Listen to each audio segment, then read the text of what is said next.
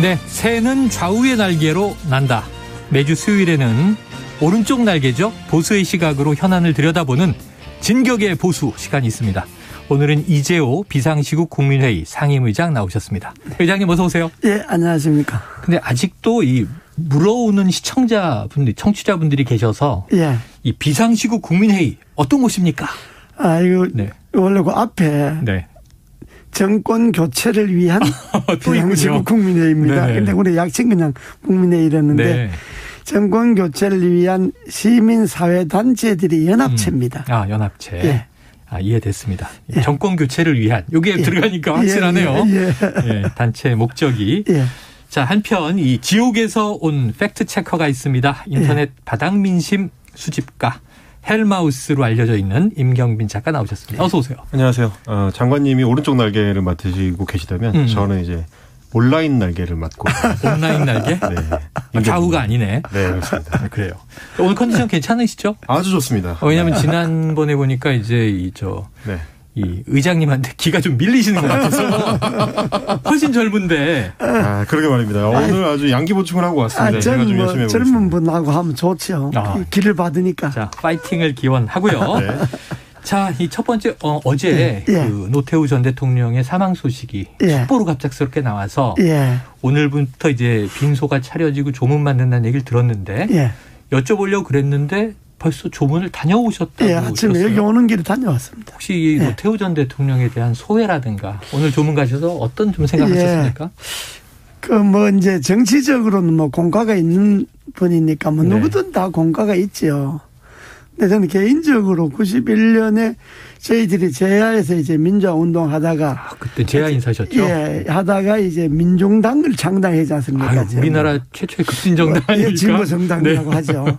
그래서 이제 창달했는데 또 정달 창당하면 선거에 출마를 하게 돼 있어요. 네네. 출마를 안 하면 정당이 없어지니까 그때 정당법에. 그래서 이제 할 수 없이 출마를 하려고 보니까 우리가 다 복권이 안 된 거예요. 저부터도 다. 복권이 안 되면 출마가 안 되죠. 안 되죠. 네네네. 그래서 이제 청와대에다가 밑자야 본자에다 그래서 이제 대통령 면담 신청을 냈지요. 그랬더니 청와대에서 면담을 하자고.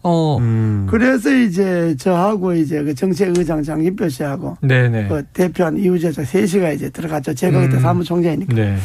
들어가서 이제 원래 20분을 이제 시간을 배당받아서 들어갔는데 들어가서 이것저것 사회 여러 가지 문제 우리 제야 시각으로 이야기를 하다 보니까 노태우 대통령께서 재미있었는지 아이고 기다마 듣느라 1시간이 넘게 지나갔어요. 길게 하셨군요. 그래서 이제 우리가 이제 요지는 정당을 만들었는데 내년 92년 내년 선거에 출마를 해야 되는데 우리가 복권이 안 됐다. 복권 사면 복권은 대통령 권한이니까 우리를 사면 복권 시켜주십시오. 딱 그렇게 제가 이야기를 했죠. 그때 노태우 대통령이 별 주저 없이 이 총장 말씀이 맞습니다. 그러면 그 자리에서 정해창 씨인가 비서실장을 부르더니만은 이 총장 말이 일리가 있다. 사면 복권 절차를 밟아서 사면 복권 하도록 하시오. 대통령 고유 권한이니까. 그러니까 바로 그러고 나왔는데 그 다음 주에 바로 연락이 와서 우리만 사면 복권 민정당만 사면 복권 할 수 없으니까 다른 야당에도 사면 복권 할 수 있는 사람이 있으면 같이 신청해서 신청하시오. 명단 올려라. 그래서 그때 우리 때문에 아마 민주당 사람들도 복권을 많이 했죠. 그 당시에는 12.12 신군부의 주역 육공의 대통령과 제야 인사셨으니까 진보운동 하시면서 좀 적대적 관계였는데 그래도 개인적 인연은 또 나쁘지가 않으시네요. 그래요. 저는 또 노태우 대통령 때문에 감옥도 한번 갔죠. 제가 이제 박정희 대통령 때 3번, 전두환 대통령 1번, 노태우 대통령 1번, 5번을 감옥을 갔으니까. 군사정권 시절에. 어쨌든 군사 정권과는 지속적으로 싸우신. 별 인연이 없습니다. 이제 노태우 정권 자체가 일종의 좀 과도기적 성격을 갖고 있던 정권이긴 그렇습니다. 합니다. 신군부의 2인자이긴 했지만 동시에 또 문민정부를 이행하는 데 있어서 이제 중간다리 역할을 했다라는 또 평가도 실제로 있고요. 직선제 개헌을 했으니까요. 그러니까 87년 헌법으로 개헌하고 첫 민선 대통령인데. 첫 민선 대통령 했으니까. 50 때 굉장히 단단하게 닫아뒀던 그 금지 서적이라든지 예, 금지 곡이라든지 예. 이런 거를 이제 푸는 조치도 또 그때부터 시작이 됐었고. 그것도 그 노태우 대통령 때 참모들이요. 우리가 볼 때 비교적 합리적인 사람들이 있었어요. 물론 그 주에 뭐 나주에 뇌물로 감옥 간 사람도 있고 하지만은 뭐 독재 정권 때는 항상 뭐 감옥 가는 사람들이 있으니까. 알겠습니다. 그런데 비교적 그 특히 노태우 대통령 때는 물론 50 시절에 뭐 5.18이라고 하는 거 과오에 대해서는 그건 뭐 언급할 것이 없을 정도지만은 그러나 공을 본다면 노태우 대통령 때하고 북방 정책이지 않습니까? 그렇죠. 네. 유엔도 남북 동시 가입했죠. 특히 중국, 소련 북방 외교 관계 그때 터치 않습니까? 그렇죠. 그래서 그건 우리나라에서 상당히 그 북방 외교에서는 상당히 그 기여를 했죠. 그때 이제 소련이 또 해체되기도 했고요. 예. 고르바초프 서기장하고 회담하던 장면이 생생한데. 그렇습니다. 예. 그래서 이제 남북한 유엔 동시 가입도 노태우 정권에서 오늘 아까 일부 마지막에 그 고 신해철님 기일이다 하셨는데 신해철 씨가 대학가요제에 나왔던 것도 바로 노태우 정권입니다. 무한궤도의 그대에게로 이제 대상을 탔죠. 자, 오늘의 이슈로 한번 좀 풍덩 들어가 봐야겠습니다. 지금 큰 이슈들이 고발사주 또 대장동 연일 이어지는데 먼저 이제 지난밤에 손준성 검사에 대한 구속영장이 기각되지 않았습니까? 고발사주 먼저 다뤄보죠. 이슈가 큰 거는 대장동이 더 크고 대장동이 더 크다. 고발사주보다는. 예. 근데 이 손 검사 구속영장 기각은 의장님은 예상을 하셨어요? 저는 예상했어요. 기각될 거다. 왜냐 그러면 체포영장이 기각됐는데 그 구속영장을 청구했다는 게 거의 잘 우리는 이해가 안 가잖아요. 우리처럼 검찰에 오래 붙들려 다녀가 본 사람은 검찰의 절차를 너무 잘 알고 계시는 거예요? 감옥살이를 언제 오래 한 10여 년 이상 했기 때문에 체포영장이 기각되면 그 구속영장 신청 안 한 거거든요. 되게 그래 되면. 그런데 그걸 또 굳이 또 구속영장 신청했다고 하길래 저건 보나마나 기각이라는 그런 생각이 그래서 어제 저도 하도 궁금해서 이제 여러 법조인들한테 물어보니까 그럼 뭔가 이제 범죄 소명을 입증할 뭔가를 공수처가 쥐었겠지. 그러니까 자신이 없는데 쳤겠나 이런 얘기들 하셔서 혹시 또 구속되나 지켜보기도 했거든요.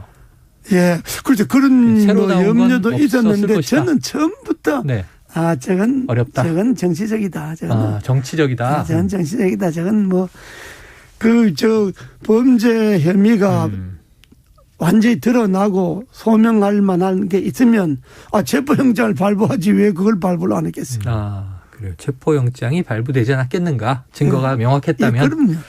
자, 지금 이제 이 와중에 또 이 검찰의 법원에 출석하는 손 검사가 공수처가 보낸 문자를 공개해서 파장이 있었어요. 이제 선거 얘기가 들어있는 바람에 이게 이제 정치적인 입장을 공수처가 취한 거 아니냐. 혹은 아니다. 그 반대다. 이것도 갑론을박이 있습니다. 의장님은 어떻게 보셨어요? 나는 정치적 의도가 있다고 봐야죠. 공수처에. 공수처가 지금 공수처가 하는 그 일종의 그 언행들을 보면 뭐 처음이라서 서툴기도 하겠지만은 또 수사 기술이 부족하기도 하겠지만은 나는 이번에 이 그 고발 사주 손준성 건 이거 진행하는 거 보면서 저건 정치적이다. 저 건들은 공수처가 정치적으로 지금 또 타이밍이 묘하잖아요. 대장동 사건 터진 그 타이밍에다 또 야당에는 또 이게 경선에 막 빠지고 또 묘한 요 타임인데 대장동 사건이 언제 커지니까 그걸 좀 어떻게든지 좀 이렇게 눌려야 되니까 그래서 이 맞불 놓는 차원으로 한 것 아니냐 막 이렇게 해석을 할 수가 있죠. 자, 윤석열 후보 쪽은 이거 선거 개입이다 이렇게까지 얘기를 했으니까 비슷한 맥락이신데 그렇습니다. 뭐 청취자분들이 요 문자 내용을 아시는 분도 계시겠지만 이게 무슨 내용이야 궁금해하시는 분도 계실 것 같아서 임체커가 그렇습니다. 그 문자 메시지의 내용을 좀 정리해 주시죠. 지금 의장님께서 이제 정치적 의도가 있어 보인다라고 짚어주셨는데 저는 이제 의장님하고는 반대 입장에서 정치적 의도가 깔려 있었던 거 아니냐라는 의심을 반대 하게 입장에서? 되는 게 정반대입니다. 뭐예요? 그러니까 이제 공수처 입장에서는 일종의 면피용으로 저거를 구속영장을 일단 쳐놓고 나머지는 뭐 되면 좋고 아니면 말고가 아니었는가라는 생각을 하게 되는 게 왜 그러냐면 무리수네요. 문자의 내용을 손준성 검사가 직접 공개를 했는데 굉장히 공손합니다. 공손하다. 전 깜짝 놀랐습니다. 네. 수사기관에서 피의자한테 보내는 문자 중에서 네. 지금까지 역사상 가장 공손한 문자가 아닌가. 아유, 공수처는 이렇게 관용 차량도 보내주고 그러잖아요. 그러게 말입니다. 대상자한테. 이번에 보낸 것도 굉장히 장문이고 저는 너무 공손해가지고 무슨 학교 선배한테 보내는 결혼식 초청 문자 줄 알았습니다. 그래. 차장님으로 이렇게 호칭하는 걸로 시작을 합니다. 송 검사에게 차장님. 네. 그리고 끝날 때는 수사처 수사팀 배상으로 끝납니다. 배상. 올림이거든요. 올림. 정말 약간 청첩장 느낌이 있네. 수사팀에서 올립니다라는 말씀이죠. 네. 그건 뭐 수사기관이 문자가 아니라고 봐야지 그 정도는. 수사기관 문자 아니에요. 이거는 의장님도 공감하시네요. 예, 제가 또 이제 온라인의 날개 아니겠습니까? 네. 좀 찾아봤더니 이 온라인 커뮤니티를 통해서는 이 문자하고 상반되는 그러니까 보통의 평범한 시민들이 받는 수사기관의 소환 통보 네네. 문자를 본인들이 받았던 걸 올리는 분들이 있더라고요. 보통 이제 그분들이 받은 거는 네. 몇 월 며칠 오전 몇 시까지 경찰서 무슨 팀으로 출석해 주시기 바랍니다. 그리고 이제 끝에 무슨 경찰서 경감 누구 이러고 아주 간략하고 사무적으로 네. 끝나는데 네. 지금 이제 공수처가 손준성 검사한테 보냈다는 내용을 보면 굉장히 구구절절합니다. 저희 수사처는 10월 4일 처음 차장님께 14일 또는 15일에 조사 일정을 통보를 하고 가능한 일정을 문의한 이래로 10월 19일에 거의 매일 출석일을 협의했으나 차장님은 저희와 연락하실 때마다 계속 변호사 선임이 늦어지고 있음을 이유로 출석 일자 확정을 미뤘고 이렇게 줄줄이 경과 보고를 하네요. 경과 보고. 그래서 이게 마치 결제를 받는 사람 같은 네네네. 느낌을 준다라고 해가지고 공수처가 정말 적극적인 의지를 가지고 이거를 시행을 한 거냐 네네. 영장을 친 거냐라는 의문이 지금 온라인에서 좀 제기가 되고 있습니다. 뭐 나도 네. 검찰에서 소환장 뭐 수십 번 받아봤지만은 네. 뭐 소환장에 그렇게 구구절절히 뭐 사연 쓰는 건 없고 네. 몇 월 며칠 날 몇 시까지 뭐 출석하기 바란다 이게 네. 끝인데 이례적이다. 아마 그거는 지금 우리 임 작가가 이야기했듯이 공수처가 면피용일 수도 있지만은 그게 아니고 나는 네. 면피용이 아니고 자기네들이 이렇게 아주 친절하게 자세하게 하니까 네. 나와 달라. 막 이런 의미가 깔리는 우리가 네. 너무 공수처가 고압적으로 뭐 이렇게 하는 게 아니고 이렇게 아주 친절하게 한다. 그러니까 나와 달라. 문제는 나오게 네. 하는 게 목적이니까. 그렇죠. 나오게 하는 게 목적이니까 그 나오게 한다는데 내가 이야기하는 거는 정치적 의도가 깔려 있었다. 이 말이지. 자, 두 분이 다 정치적 의도라고 이야기를 하셨는데 한쪽은 이게 면피하기 위한 무리수를 던진 것이다. 그리고 의장님 쪽은 나오게 하기 위한 압박수단으로 썼다.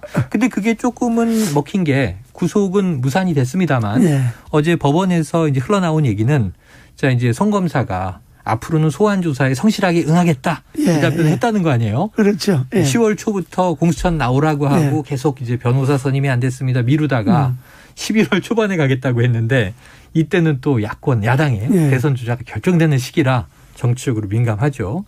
자, 그런데 문제는 그럼 이제 이 송 검사는 어쨌든 조사를 받지 않겠습니까? 예. 뭐 좀 난항을 공수처가 겪는다 해도 김웅 의원은 어떻게 보세요? 김웅 의원도 계속 좀 미루고 있는 상황이던데. 김웅 의원은 국회의원이잖아요. 현직 국회의원이죠. 예. 현직 국회의원인데 구속은 어렵고요. 네, 구속은 어렵다. 국회 동의를 받아야 되니까. 네. 예. 그리고 조사를 하는데 본인이 불응하면 조사할 방법이 없습니다. 조사할 방법이 없어요? 예. 그건 이제 가서 해야죠. 국회에 가서. 국회에 가서는 할 수 있는데 본인은 뭐 회기 일정 때문에 못 갑니다. 그러니까 국정감사 때문에 예, 못 간다 했고. 뭐 여러 가지 뭐 국회 일들이 많잖아요. 네네. 그러니까 못 갑니다. 그러면 그 강제 구인할 방법을 강제 구인을 하려면 영장을 받아야 되는데 현역 국회의원을 영장 받기가 그게 국회의원들 동의가 필요하지 않습니까? 그 보통 어려운 게 아니죠. 그러니까 김웅 의원 같은 경우는 뭐 명백해갖고 막 현행범으로 체포하기 전에는 조사도 쉽지 않다. 예, 그러니까 정하려면 국회 가서 본인에게 가서 현장이 그런 게 있거든요. 현재 가서 조사하는 것도 많이 있거든요. 네. 예. 우리도 뭐 국회 때 받아봐요. 그럼 이 부분은 어떨까요? 네. 이제 이 두 사람이 다 공직자니까. 네. 손준성 검사, 김웅 의원. 그렇습니다. 근데 이제 뭐 의장님께서도 오랫동안 이제 공직 생활을 하셨던 입장에서 보시기에 검사나 혹은 국회의원 같은 경우는 이 사안에 대해서 자신이 결백하다면 빨리 수사기관에 나가서 국민들의 의혹이 해소될 수 있게 자기 소명을 하는 게 공직자로서 좀 책임을 다하는 거 아니냐. 이런 얘기도 있는데 왜 자꾸 이렇게. 맞습니다. 그 말도 맞는데요. 그 말도 맞는데 또 국회의원 같은 경우는 이런 경우 있죠. 그 뭐 택도 없는 건데 내하고 아무 관계 없는 건데 범죄 혐의도 없는 건데 왜 자꾸 쓸데없이 조사하려고 그러느냐. 정치적으로 자꾸 덮어씌우게 하려는 거 아니냐. 나는 그런 조사 안 받겠다. 이렇게 해버리면 그것도 할 말이 없는 거죠. 거부의 이제 명분이 있다면. 거부의 명분이. 고 김웅 의원과 조성은 씨의 통화 녹취가 육성으로 공개되던 날 조성은 씨가 요 스튜디오에 와서 이제 얘기하기를. 그랬어요. 네. 그때 전화가 2번 왔고 이제 19분의 통화가 공개가 된 거죠. 네. 그래서 들어보니까 뭐 남부지검에 처음엔 접수하세요. 아니다. 대검에 접수하세요. 이게 내가 접수하면 이게 윤석열이 시킨 것으로 됩니다. 뭐 이런 이제 여러 가지 얘기가 나왔잖아요.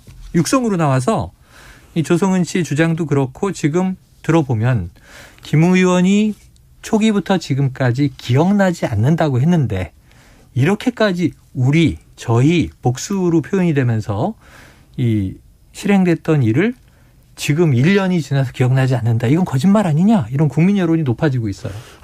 그 건은 나는 김웅 의원이 자세하게 소명할 필요가 있다고 봐요. 소명할 필요는 있다. 예. 왜냐하면 국민들이 또 일부 국민들은 궁금해하기도 하잖아요. 궁금하죠. 또 의심도 하잖아요. 네네, 그렇죠. 솔직하게 의심도 하잖아요. 검찰의 입장을 전달받아서 전달한 거 아니냐. 김웅 의원이 뭘 감추려고 하는 것 아니냐. 이렇게 의심도 하니까 김웅 의원이 국회의원이잖아요. 그러니까 자세하게 국민들 앞에 이건 이렇고 이건 이렇고 이건 아니고 이건 기고 뭐 아주 자세하고 제기된 의혹들에 대해서 정직하게 설명할 필요가 있지요. 네, 결국 이게 모두 대선 과정에서 벌어지는 일이라 고발 사주는 지금 여당 입장에서 강하게 공격을 하는 입장인데 윤석열 후보 결국은 이제 당시 검찰총장이었던 윤 후보와 관련이 있느냐 없느냐가 그 핵심 쟁점인데 그럼 윤 후보는 지금 한숨 돌린 셈이 된 겁니까?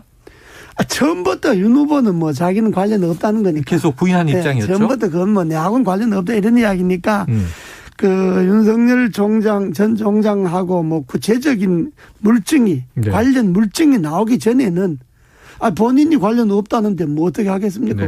물증이 나오기 전에는 증거가. 그럼. 자, 지금 논란이 많은데 이왕 이제 윤 후보 얘기가 나왔으니까요.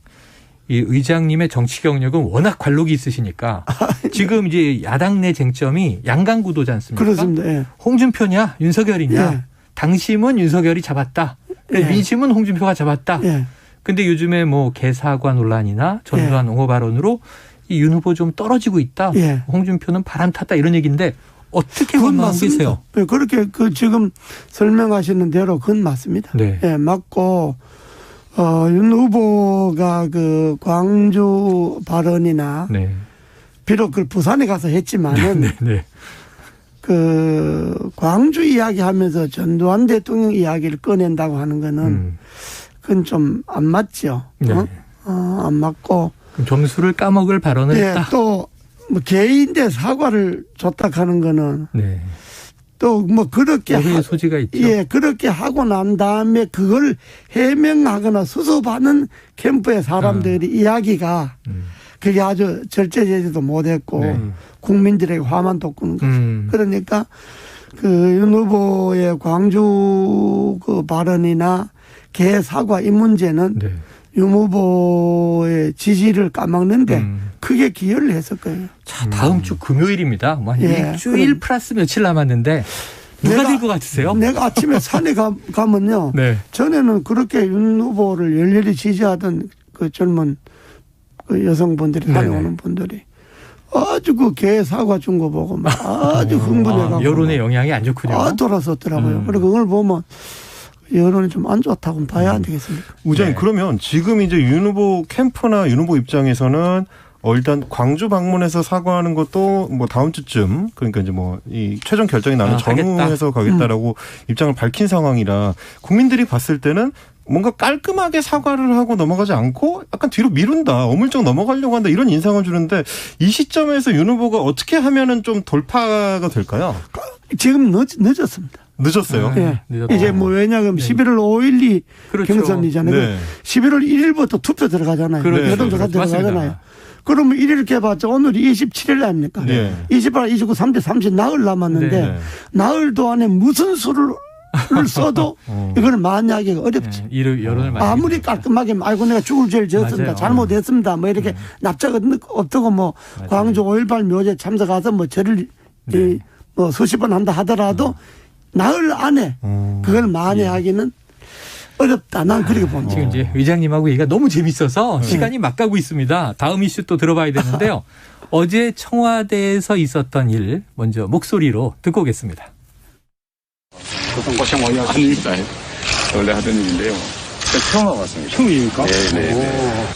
그동안 또 대통령으로서 또 경기지사로서 네. 함께 이제 국정을 끌어왔었는데 이제 나는 이제 물러나는 대통령이 되고 많이 남았습니다.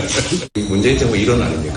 이 문재인 정부 성공, 역사적인 정부로 남도록 최선을 다하도록 하겠습니다.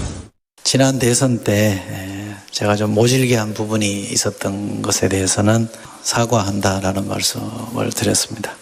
그랬더니 대통령께서 편하게 받으시면서 이제 1위 후보가 되니까 그 심정 아시겠죠라는 말씀으로 화답을 하셨습니다. 네, 이게 음질이 좋진 않아요. 왜냐하면 마이크가 없는 상태에서 취재하면서 이제 녹음이 된 거라. 그런데 이런 이야기가. 왜 마이크 없는 데 가서 이야기하지? 아니 어제 홍준표 후보가 딱 그 얘기를 하더라고요. 녹취가 되는 데서 만났어요. 나도 청와대 많이 들어가 봤지만 그 방 많은데 하필 왜 마이크 없는 데 가세요? 네, 상춘제에서 비밀 이야기 하려고. 차를 마시느라고 그러지 않았을까. 자, 그런데 이제 마지막에 이철희 정무수석이 한 이야기가 많이 회자가 됐죠. 이재명 후보가 지난 대선 때 모질게 했던 점에 대해서 사과했고 문 대통령이 좀 농반 진반 1위 후보가 되니까 그 심정 아시겠죠? 자, 어제 만남 어떻게 보셨습니까, 회장님? 지금 말씀하신 대로 어제 발표한 대로 이재명 후보가 지난 대선 때 이야기 또 대통령이 그걸 또 받아서 또 하는 이야기 이 자체가 결국은 문재인, 이재명 함께 가겠다 이 말이잖아요. 내용은. 현직 대통령과 차기 후보가 원팀이 된 거다. 현직 대통령과 여당 후보가 지난 거는 지나간 거고 다 털고 이제 우리 둘이 같이 가서 다시 정권 한번 재창출해보자 요 말 아닙니까? 깨놓고 말하면. 그게 선거 개입입니다. 그래요. 그게 부적절한 겁니다. 제가 지난번에 5선 때 국회의원 나섰을 때 이명박 대통령이 경기도 일산에 가다가 그 은평구에서 가잖아요. 구파발 가는 길이잖아요. 일산으로. 그렇죠. 고양시로. 가는 길은 뉴타운 거기 구파발 뉴타운에 들렸다 간 거예요. 그걸 이 은평구에 출마한 이재호 도우로 들렸다 갔다고 야단이 난리 쳤잖아요 그때. 그런데 대선 후보하고 대통령하고 만나서 저렇게 정답게 온갖 이야기 주고받은 거는 우리 둘이 잘해보자 이 말이니까 그건 선거 개입이 오해의 소지가 있고 야당으로서는 충분히 공격할 그럴 이유가 되는 거죠. 제가 그래서 이제 준비를 해봤습니다. 잠깐 2012년 9월 2일입니다. 그 당시 이제 이명박 대통령하고 박근혜 당시 이제 새누리당 후보. 그 당시는 새누리당이 이제 한나라당이죠. 한나라당 후보가 100분 동안 단독 오찬 회동을 가졌는데 좀 전에 이제 왜 녹음기 없는 데서 만나느냐 이제 이 말씀해 주셨는데 그때도 녹음기 없는 데서 만나서 이 오찬 회동이 끝나고 나서 따로 이제 브리핑을 했었거든요. 그 당시 이제 이상일 당 대변인이 브리핑을 했습니다. 그러니까 이제 상황적으로 보면 굉장히 좀 비슷한데 요 두 사례를 비교했을 때는 MB 정부만. 그때 국민의힘 쪽에서도 할 말 없는 거 아닌가요? 의장님 특임 장관 하고 계실 때 아니에요? 그게 몇 년도예요? 2012년입니다. 12년이면 내가 이제 그만뒀을 때인데. 장관 안 하고 계실 그때 때구나. 내가 기억이 나는 거는 우리가 일부에서 저도 물론 만나면 안 된다. 그때도 반대하셨군요. 난 그때 강력하게 반대했죠. 강력하게? 만나면 안 된다. 그 공개 야당의 공격 빈을 잡을 건 뭐 있냐. 이미 그때는 박근혜 대통령이 우리 여당 후보가 될 줄 다 아는 사이인데 그거 만나서 무슨 이야기 하냐. 그랬는데 그때 청와대에서 나온 이야기는 내가 원체 반대를 하니까 오해받는다 하지 마라. 그랬더니 박근혜 후보 쪽에서 강력하게 욕을 한다는 거예요. 만나자고. 왜냐하면 후보 입장에선 그랬겠죠. 후보로서는 아무래도 이 현직 대통령이요. 자기 다음 대통령을 당선시킬 수는 없지만은 떨어뜨릴 수는 있습니다. 얼마든지 있습니다. 그게 옛날에 김영삼 대통령인데 이인재 후보 내세우고 이회장 떨어뜨렸잖아요. 그렇기 때문에 여당 후보가 되면 제일 먼저 대통령하고 관계를 좁히려고 합니다. 일단은. 대통령 되고 난 다음에는 어떻게 할지 그건 모르지만 일단은 돼야 되니까. 정치적인 필요가 있는 거죠. 그렇죠. 그래도 그때 그래서 그래요. 내가 그 뭐 야당 공격 받을 각오는 하시라고 그건 옳지 않다 그런 적이 있었어요 그때도. 근데 이게 일종의 지금 관례처럼 굳어지는 것 같은데 뭐 김대중 전 대통령 때도 이제 노무현 후보랑 만남이 있었고, 그렇습니다. 예. 이명박 대통령 때도 이제 박근혜 후보랑 만남이 차례. 있었고, 이번에도 이제 연장선상에서 보면은 일종의 관례가 되는 거 아닐까요? 관례로 하면 현직 대통령이 여당 후보 만난다는데 그걸 꼭 무슨 선거에 개입해서 이해하느냐 이렇게 말하면 그만이요. 그렇게 할 수도 있어. 또 그렇게 말할 수도 있어 그거는.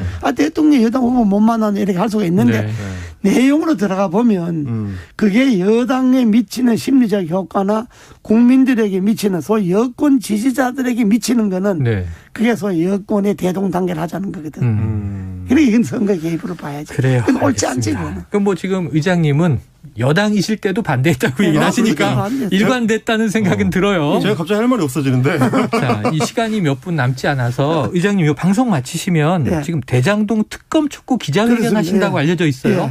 그거 지금 조금 그 내용을 짧게 설명해 주시죠. 지금 이제 검찰이 검찰 경찰 뭐 수사하는데 대장동 수사가 지지부진해지고 이게 잡은 사람도 놔주고 뭐 계좌 출석도 제대로 안 하고 엉망이잖아요. 그런데 이걸 제대로 하려면 특검을 해야 한다. 그리고 김호수 총장 자신이 성남시 고문을 했기 때문에 원래 성남시에 관계되는 사건에는 재척이 돼야 되는 거예요. 그러니까 김호수 총장 퇴진하고 이 사건은 특검으로 넘기는 것이 이 사건을 말끔하게 해결하는데 옳고 그게 이재명 후보가 관계가 없다 그러면 오히려 이 후보에게도 좋다. 특검을 해서 밝히는 낫겠다. 이 이야기를 할게요. 여당과 이제 이 후보 측도 이거 받아라. 특검 촉구입니다. 그렇습니다. 자, 한 가지 또 여쭤볼게요. 지금 아까 처음에 이 노태우 전 대통령 빈소 다녀오시고 저희가 막 이야기를 시작했으니까 지금 이제 여야 정계 인사들이 조문 행렬이지 않습니까? 많이들 가고 있는데 혹시 문재인 대통령 이 조문 가야 한다고 생각해서? 저는 가야 한다고. 가야 한다고 보시는 거예요? 왜냐 그러면 뭐 사면 복권되고 뭐 여러 가지 뭐 지난날에 뭐 5.18 이야기하고 뭐 하면 그렇게 말하면 복잡합니다. 복잡한데 어쨌든 현직 대통령이 전직 대통령이 사망을 했는데 조문 가는 게 그게 도리죠. 전현직 대통령이라는 직책의 입장에서. 그런데 왜냐하면 이게 이제 사실 노태우 전 대통령 사례가 좀 국민들이 예민하게 받아들이시는 게 곧 전두환 씨도 이제 사망하게 되면 언젠가 비슷한 어떤 논란에 부닥쳤을 때 이걸 어떻게 좀 두 사안을 다르게 봐야 되느냐 이 문제가 좀 그런 것도 말할 수 있는데 그러나 노태우 대통령 추징금도 뭐 2천 몇 번이가 다 완전히 다 갚았잖아요. 그렇죠. 다 갚았고 또 그가 유언해서 잘못했다 깊이 사과한다. 사죄를 용서를 바란다 하는 것도 밝혔고 또 그 노태우 대통령 가족들이 수차 광주에 내려가서 사과 뜻을 표했고 하니까 전두환 대통령 저는 배째라식하고는 좀 다르다고 봐야 돼요. 전두환과는 다르다. 그래서 이제 회자되는 게 이제 그런 대목이에요. 이 87년 헌법에 의해서 민선 대통령으로 선출이 되잖아요. 그리고 그 영부인이 된 김옥숙 여사죠. 이순자 여사한테 우리는 당신들과 다르다. 우리는 국민들이 뽑아준 대통령이다. 그전에 50은 체육관 선거 하지 않았습니까? 그래서 고차별화가 좀 쎄했다 이런 또 일화가 전해지는데 팩트체크는 해 주시기 바랍니다. 오늘 아주 흥미진진한 이야기가 빠르게 전개됐습니다. 여기서 정리해보죠. 이재호 비상시국 국민회의 의장 임경빈 작가와 진격의 보수 진행했습니다. 오늘 말씀 고맙습니다. 감사합니다. 감사합니다.